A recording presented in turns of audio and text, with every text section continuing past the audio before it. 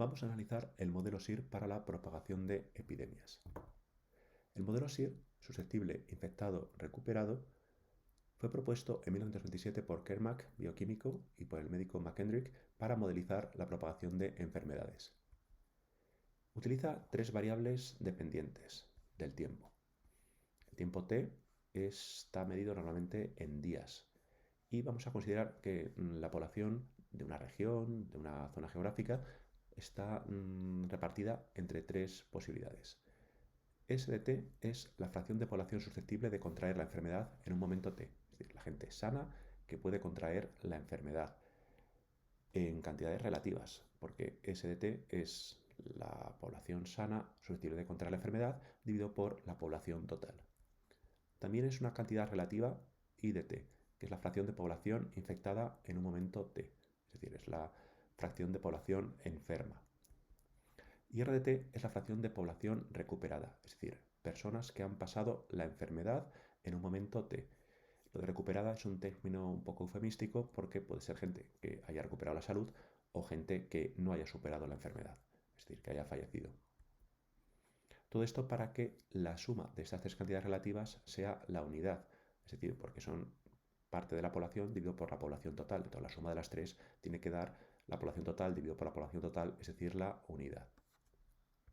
Evidentemente es un modelo muy simplificado, le podemos poner bastantes pegas, pero es bastante sencillo y útil, como vamos a ver a continuación. Vamos a escribir un sistema de ecuaciones diferenciales ordinarias que describa la evolución de estas tres magnitudes.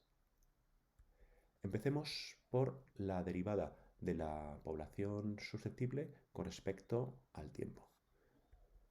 Esta derivada tiene que ser negativa porque si una persona está sana, solamente pueden ocurrir dos cosas, o que siga sana o que enferme, con lo cual esta cantidad lo único que puede hacer es mantenerse estable o disminuir. Por lo tanto, esta derivada es negativa. La probabilidad de que una persona enferme es proporcional a la cantidad de personas infectadas que hay, con lo cual vamos a poner que es proporcional a la fracción de población infectada. Y también es proporcional a la fracción de población susceptible de enfermar, ya que cuanta más gente sana tengamos, más gente estará en condiciones de contraer la enfermedad. Y el coeficiente que desconocemos aquí lo vamos a llamar alfa, y es el parámetro de contagio. Es un parámetro que depende de la enfermedad, pero también depende de hábitos sociales, porque depende del número de contactos sociales que tengamos por día, cuántos de ellos son infectivos, de cuán contagiosa es la enfermedad, etcétera, etcétera. Vamos con la derivada de la fracción de población infectada. Evidentemente, este término tenemos que tenerlo aquí en positivo porque la gente que deja de estar sana, evidentemente pasa a estar infectada, con lo cual estos términos tienen que ser iguales. Pero aparte, las personas infectadas se recuperan, con lo cual tiene que haber un término negativo, es decir, que disminuya la cantidad de gente infectada que tenemos, que sea proporcional a la cantidad de gente infectada que tenemos, porque cuantos más infectados hay, más recuperados acabará habiendo. Y vamos a poner aquí un factor de proporcionalidad beta, que es el parámetro de recuperación. Este sí que depende de la enfermedad y también de los tratamientos, claro. Realmente es el recíproco del tiempo que dura la enfermedad o por lo menos del tiempo en el que una persona con la enfermedad es infectiva. R', la derivada de la población recuperada, evidentemente tiene que ser beta por I, porque la gente que deja de estar infectada, evidentemente pasa a estar recuperada. Evidentemente, la suma de estos tres términos es cero, ya que la población total consideramos que es constante, como veíamos en la transparencia anterior. Es un sistema no lineal por culpa del término I por S, un término de acoplo, y en realidad, aunque tengamos un sistema de tres ecuaciones, la última es redundante precisamente por eso, porque la población recuperada es igual a la unidad menos la fracción de población susceptible menos la fracción de población infectada. ¿Nos olvidamos de algo? Pues sí, de muchas cosas. Por ejemplo, aquí estamos dando por sentado que la cantidad total de población no varía y evidentemente pues puede haber desplazamientos, muertes por otros motivos, puede haber nacimientos, con lo cual realmente no sería cierto que la suma de las tres magnitudes fuera siempre la unidad. Aunque el sistema es no lineal, podemos analizarlo cualitativamente. Por ejemplo, en el instante inicial, el momento que arranca la epidemia, podemos considerar que la mayor parte de la población es susceptible de enfermar. Y entonces la cantidad S en el instante cero pues rondaría la unidad. Y por lo mismo, la cantidad de gente infectada al comienzo de la epidemia podemos considerar que es muy pequeña. Si fuera grande, evidentemente no estaríamos al comienzo de la epidemia.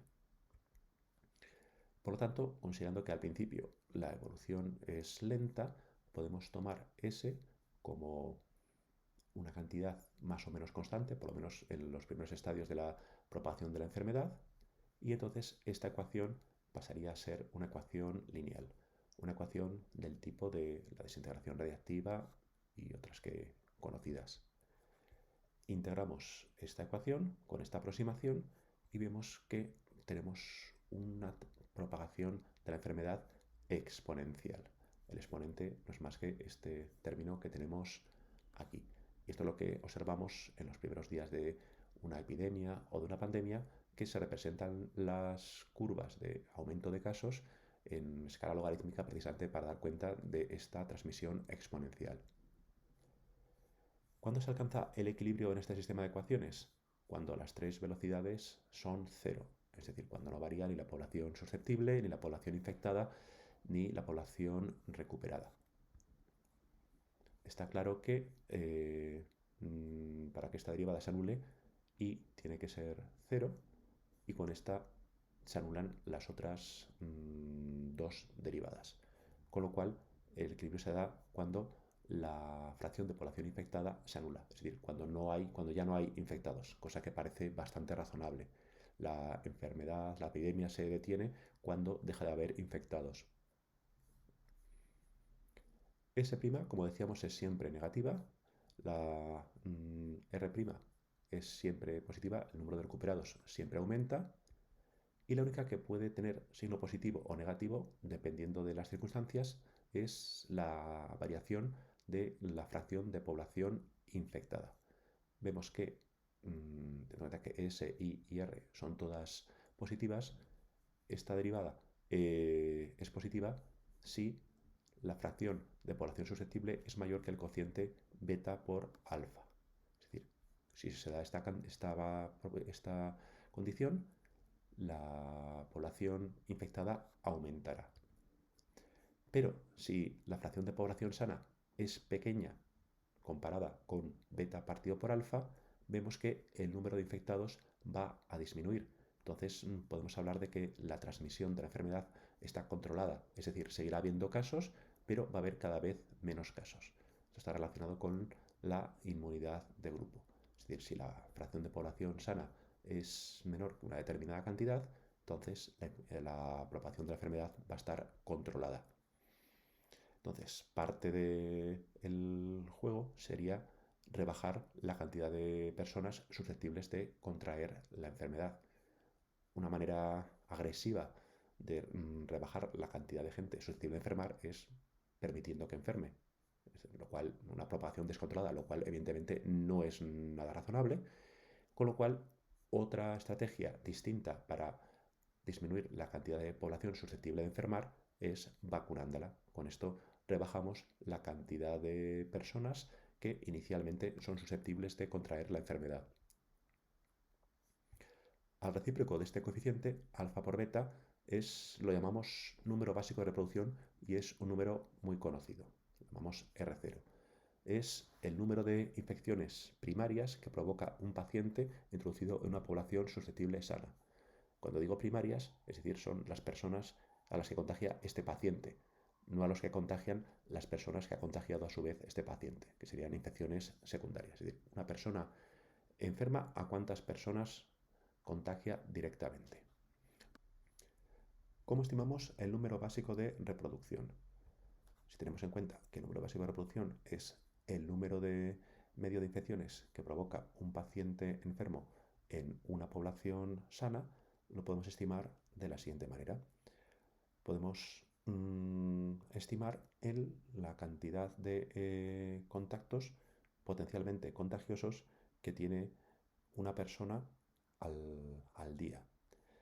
Algunos de esos contagios potencialmente infecciosos darán lugar a enfermos o no, con lo cual hay que multiplicarlo por la probabilidad de contagiarse. El producto de estos números es alfa, es la tasa de ataque. Y como esto lo hemos hecho por día, si lo multiplicamos por el número medio de días que un infectado es contagioso, que no es más que 1 partido por beta, entonces tenemos estimado R0. Vemos que caben dos posibilidades por lo que veíamos en la segunda ecuación. Si R0 es menor o igual que la unidad, es decir, que el número básico de reproducción es menor o igual que la unidad, entonces beta por alfa, que no es más que 1 partido por R0, es mayor o igual que 1. Pero entonces, como la fracción de población susceptible de enfermar es menor o igual que la unidad, porque no puede ser mayor que la unidad, entonces tenemos que estamos en el caso en el que I' es menor que 0. Estamos en el caso de transmisión controlada y los contagios remitirán, es decir, bajará el número de contagios. Por eso es tan importante conseguir que R0, el número básico de reproducción, sea menor o igual que la unidad, como oímos muchas veces en prensa, porque entonces la transmisión ya estaría controlada. Esto lo podemos ver en estas gráficas que hemos obtenido resolviendo el sistema numéricamente y para lo cual hemos puesto unos datos iniciales de 90% inicialmente de población susceptible de enfermar y 10% de población infectada al comienzo de la epidemia. Evidentemente no hay población recuperada porque estamos al comienzo y aquí vamos a variar R0 comenzando por 0. Evidentemente, si R0 es 0, no hay ningún contagio, evidentemente la población sana se mantiene y la población infectada poco a poco se va recuperando. Vamos a aumentar paulatinamente R0, a ver lo que sucede. Bueno, pues vemos que a medida que aumenta R0, aumenta el número de infectados y disminuye la población susceptible de enfermar. Pero vemos que mientras R0 se mantenga por debajo de la unidad, la epidemia remite de manera natural, porque la fracción de población infectada disminuye desde el comienzo. Hasta que llegamos a R0 igual a la unidad. Cuando R0 es mayor que la unidad, vemos que las cosas cambian. Vamos a parar aquí. Cuando R0 es mayor que 1, vemos que inicialmente la población infectada aumenta para luego decaer, pero inicialmente aumenta. Entonces vemos que a medida que aumenta R0, esto es más dramático, es decir, el pico de población infectada cada vez es mayor y cada vez se obtiene antes en el tiempo. Si permitimos valores de R0 aún mayores, vemos que esta situación es cada vez más clara. También vemos, obviamente, que a medida que aumentamos R0, la fracción de población susceptible de enfermar que queda al final es cada vez menor. Aquí, por ejemplo, en este momento, la fracción de población susceptible de enfermar estaría en torno a un 10% al final, con lo cual quiere decir que el 90% restante se habría contagiado. Seguimos aumentando R0 y vemos que esta situación se mantiene. Bien, pues sabemos que tenemos un objetivo, que es rebajar el número básico de reproducción R0, para que esté por debajo de la unidad, como hemos ido muchas veces. Una posibilidad es, teniendo en cuenta que R0 contiene el número de contactos potencialmente contagiosos que tiene una persona infectada, pues lo que vamos a hacer es vacunar a una fracción P de la población. Entonces, a R0, que es el número de personas a la que contagia una persona infectada directamente, habría que restarle la cantidad de esos contagios, de esos contactos que no llegan a ser contagiosos precisamente porque tenemos una fracción de la población vacunada. Entonces disminuiría de esta manera. Podemos ver este número efectivo de infecciones primario cuando es igual a la unidad. Si aquí esto lo igualamos a la unidad, que es el caso de transmisión controlada, podemos despejar de aquí la fracción de población correspondiente a R igual a la unidad, es decir, al que correspondería a cuánta población habría que vacunar para conseguir que la transmisión de enfermedad estuviera controlada. Y esto lo tenemos despejando P de esta expresión igualada a la unidad. Bien, pues si lo pensamos un poco, pues esta cantidad realmente puede ser grande. Por ejemplo, pensar en que R0 fuera 4, que una persona infectada contagiara directamente a otras 4. O sea, tendríamos 4 menos 1, 3, dividido por 4, tendríamos que vacunar al 75% de la población cuando R0 está en torno a 4 infecciones por infectado. Para enfermedades aún más contagiosas, como decíamos anteriormente, como el sarampión, estas cifras, pues evidentemente, son mucho más altas. Por ejemplo, para el caso del sarampión, esto supondría vacunar al 93-95% de la población, lo cual vemos que es complicado, sobre todo a escala mundial. En el caso de la rubéola, habría que vacunar al 85-87% de la población. En el caso de la tosferina, pues parecido al sarampión, entre el 92 y el 95% de la población. Como estos porcentajes son tan altos, es por esto por lo que solamente se ha erradicado una enfermedad en la actualidad, que es la viruela. Estamos camino de erradicar la poliomielitis en el mundo, pero todavía quedan casos en Afganistán y Pakistán. Ya digo que no podemos resolver analíticamente el modelo porque es un modelo no lineal, lo hemos resuelto numéricamente en la simulación que presentaba anteriormente, pero podemos hacer otra cosa, que podemos obtener las curvas integrales del modelo. Ahora explico lo que es esto. Hemos quitado una tercera ecuación porque es redundante. Pues ahora vamos a hacer otra cosa, vamos a reducir este sistema de dos ecuaciones a una sola. Para ello vamos a hacer un pequeño cambio de variable. En vez de utilizar el tiempo como nuestra variable independiente, vamos a utilizar la fracción de población susceptible de enfermar como variable independiente. Esto lo podemos hacer porque S' es menor que 0, es decir, la cantidad de población sana en fracción es una cantidad monótona, es decir, que su velocidad no cambia de signo, es siempre su derivada negativa, y entonces podemos hacer un cambio de variable de la población infectada en función del tiempo a población infectada en función de población susceptible de enfermar. ¿Esto cómo lo hacemos? ¿Cómo calculamos la variación de la población infectada respecto a la población susceptible? Sencillamente dividiendo I' por S'. Con lo cual, al dividir estas dos cantidades, vemos que lo que obtenemos aquí se nos va el término no lineal por cancelación de la I y tenemos una ecuación separable. Bien, entonces no podemos resolver el modelo en función del tiempo, pero sí podemos resolver el modelo en función de la fracción de población susceptible de enfermar. Integramos esta ecuación, la primitiva de menos 1 es menos s y la primitiva de 1 partido por s es neperiano de s, y tenemos que añadir una constante de integración. Con lo cual, de esta manera hemos pasado de 3 ecuaciones a 2 y ahora de 2 a 1 con el precio de cambiar la variable independiente tiempo por la variable independiente población susceptible de enfermar. Para acabar de conocer el modelo, habría que conocer la constante K, y para ello podemos hacerlo, por ejemplo, considerando dos momentos de una epidemia, el comienzo y el final. Si conocemos, como hacíamos antes, los valores iniciales para la epidemia, es decir, la fracción de población infectada al comienzo de la epidemia y la fracción de población susceptible de enfermar al comienzo de la epidemia, entonces, sustituyendo en esta expresión, podríamos despejar el valor de K. I0 más S0 es 1 porque, como decíamos, al comienzo de una epidemia no va a haber población recuperada, precisamente por definición de comienzo de la epidemia.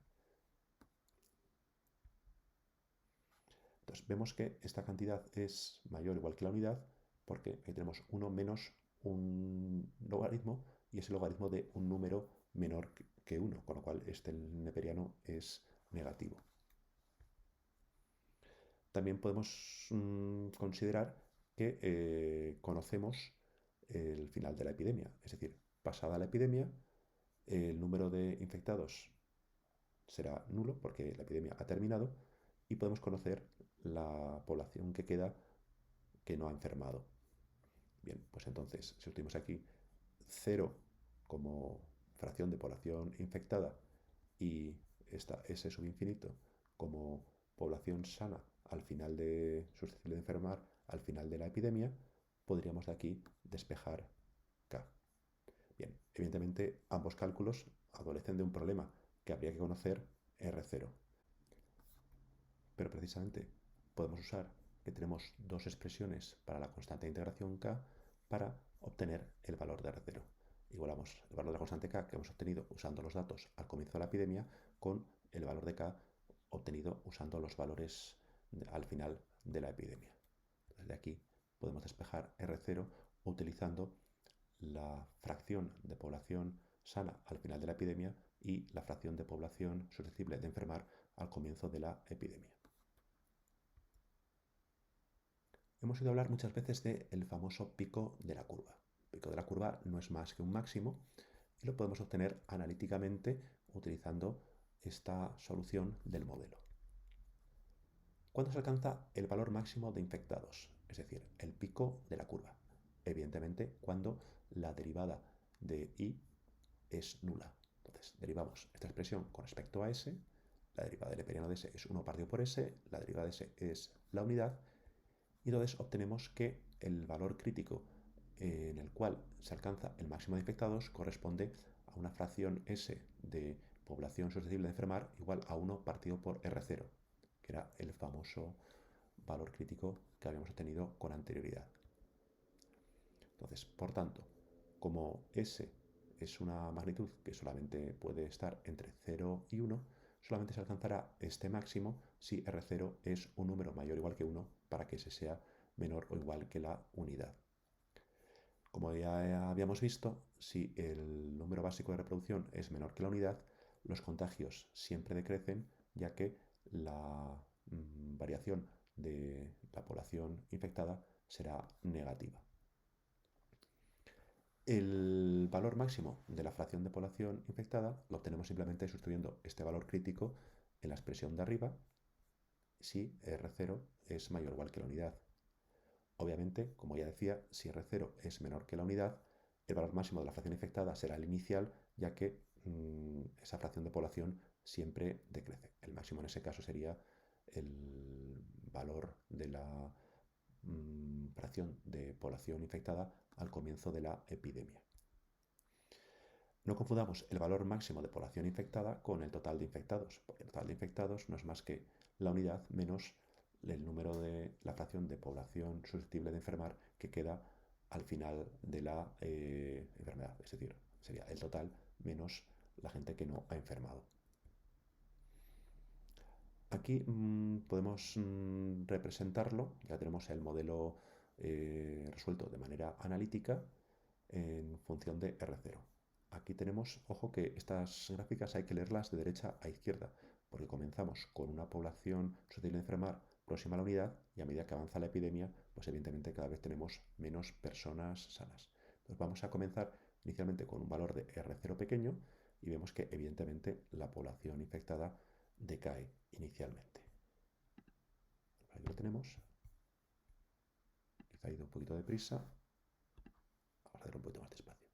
Bueno, porque tenemos que cuando R0 es menor que la unidad, vemos que comenzamos con una cantidad de, en este caso, que habíamos fijado en torno al 10% de población infectada y vemos que a medida que avanza la epidemia va decayendo. Estamos en la zona de transmisión controlada.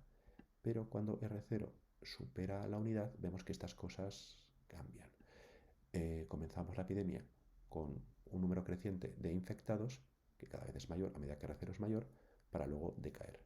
Entonces, como decía, aquí se ve más claramente aún, cuanto mayor es R0, cada vez hay un número mayor de infectados y, evidentemente, la fracción de población susceptible de enfermar es cada vez menor, como podemos ver en esta simulación.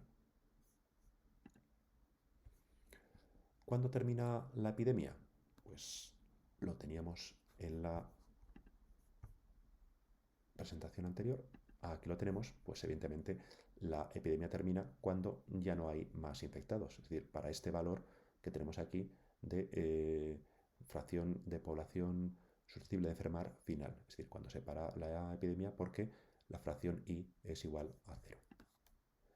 Bien, pues lo que debemos hacer es igualar a 0 esta expresión para obtener el valor final de la fracción de población susceptible de enfermar.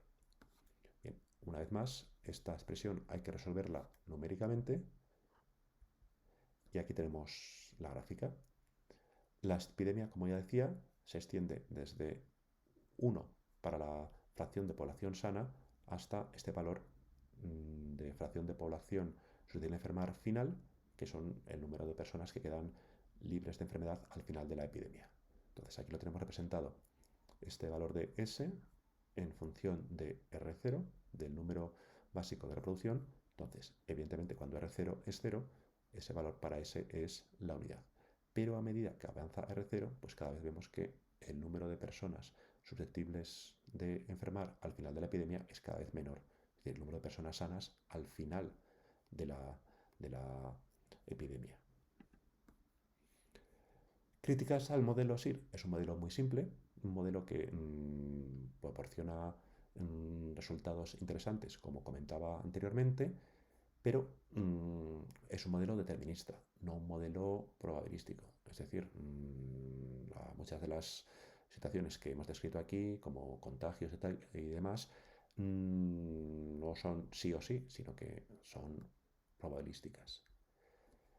Considera una población estable, es decir, no considera ni nacimientos ni desplazamientos típicos cuando hay una epidemia, la gente se va, reinfecciones o sencillamente muertes por otros motivos.